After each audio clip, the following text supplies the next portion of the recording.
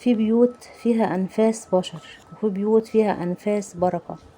في أماكن ربنا بيختارها تبقى نور حتى بعد ما أهلها يرحلوا عنها. ودي قصة أغرب من الخيال، لكن كل تفاصيلها حقيقية. السلام عليكم ورحمة الله وبركاته. ازيكم حبايبي، عاملين ايه؟ يا رب تكونوا بخير. معاكم جدة ملك. في أسرة اتنقلت لبيت قديم في حارة هادية.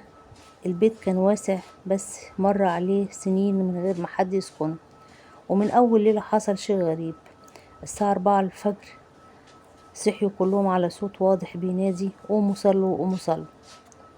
الصوت مش عالي، بس بيوصل القلب كأنه بينادي باسمك. الأب افتكر إنه بيحلم، لكن تاني يوم حصل نفس الشيء، وبعده كمان.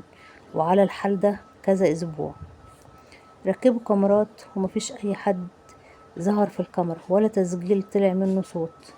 بدأوا يسألوا الجيران، لحد ما واحدة ست عجوزة قالت لهم: البيت ده كان ساكن فيه شيخ صالح، كان كل يوم بيقوم الليل ويوقظ ولاده للفجر، ويخبط على البيبان كلها في الشارع يصحيهم لصلاة الفجر.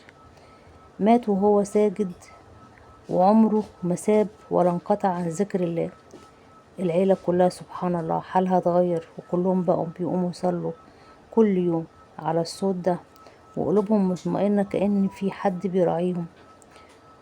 وفضلوا على الحال ده شهور وشهور وشهور وشهور وسنين، لحد ما اختفى الصوت. بس سبحان الله، محدش فيهم بطل صلاة ولا بطل يصحى للفجر بعد كده، حتى من غير منبه ما ينده عليهم. ولو وصلتوا لحد هنا يا حبايبي، اشتركوا في القناة وفعلوا الجرس ودوسوا لايك وكومنت تصلوا فيه على الحبيب.